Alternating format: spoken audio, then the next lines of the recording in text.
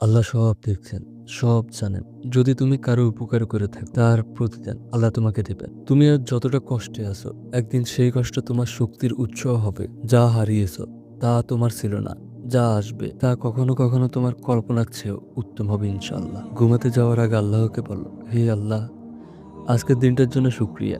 আগামী কালটাও যেন তোমার সন্তুষ্টিতে কাটাতে পারি। যে চিন্তা তোমাকে ঘুমাতে দিচ্ছে না, সে চিন্তার মালিক তো আল্লাহ। তার হাতে দিয়ে দাও চিন্তাগুলো, দেখবে মনে প্রশান্তি আসবে। পরিশ্রম করে ঘুমাতে চাও, যেন তোমার স্বপ্নগুলো বাস্তব হবার সুযোগ। রাতের ঘুম হলো আত্মার প্রশান্তি। এই সময়টা নিজের সব দুঃখ চিন্তা আল্লাহর হাতে তুলে দাও। সবকিছু ঠিক হয়ে যাবে, হয় এই দুনিয়ায় নয়তো আখিরাতে। আল্লাহ কখনো তোমাকে একা ছেড়ে দেননি।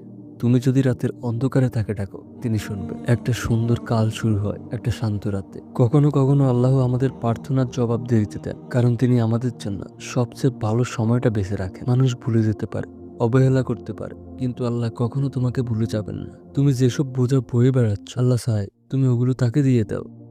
তিনি সব কষ্ট সহজ করে দিতে পারেন। ঘুমানোর আগে নিজেকে ক্ষমা করো, অন্যদেরকেও ক্ষমা করো। শান্তির ঘুম আসবে তোমার। তুমি আজকে কেঁদেছ, হতাশ হয়েছিলে, কিন্তু তুমি এখনো ঠিক আছো। এটাই তোমার শক্তির প্রমাণ। আল্লাহর দয়ার দরজা কখনো বন্ধ হয় না। তুমি যতবার চাইবে তিনি ততবার শুনবেন। যার ভরসা আল্লাহর উপর, সে কখনো একা পড়ে না, কারণ তার সাথে আসমানের মালিক থাকে। তোমার জীবন আল্লাহর পরিকল্পনার অংশ। কখন কিভাবে বদলাবে তা শুধু তিনিই জানেন। তুমি আজকে যে জিনিসটা হারিয়ে কষ্ট পাচ্ছ, হতে পারে সেটা তোমাকে ভবিষ্যতে এর চেয়ে বেশি কষ্ট দিত।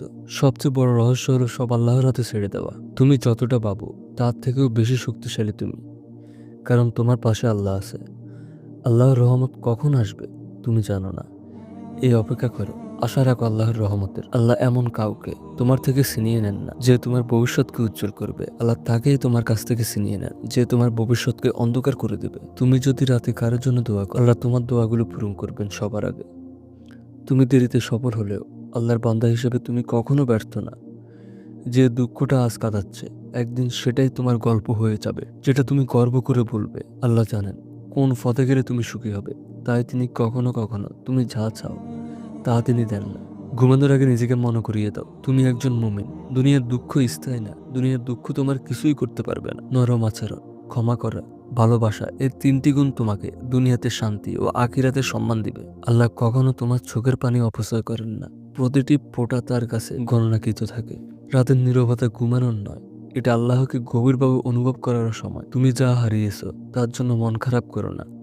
আল্লাহ যা দিবেন তা তোমার পরিকল্পনার চেয়ে অনেক উত্তম হবে। কেউ তোমাকে বুঝুক আর না বুঝুক, আল্লাহ সব জানেন, এটাই যথেষ্ট। তোমার ভাঙা মনটা ঠিক করার দায়িত্ব তুমি নিজের কাঁধে নিও না, আল্লাহর হাতে দাও। যদি আজকের দিনটা কঠিন হয়ে থাকে, জানো আগামীকাল আল্লাহর পক্ষ থেকে নতুন এক রহমত আসতে পারে। রাতের আধারে কেঁদে নামাজ পড়া, দোয়া করা, এই গোপন ইবাদতগুলো তোমার ভবিষ্যৎ বদলে দিতে পারে। আল্লাহর পরিকল্পনা তোমার চিন্তার অনেক ঊর্ধ্বে। ভরসা করো, সব ঠিক হয়ে যাবে একদিন। আল্লাহ হাফেজ।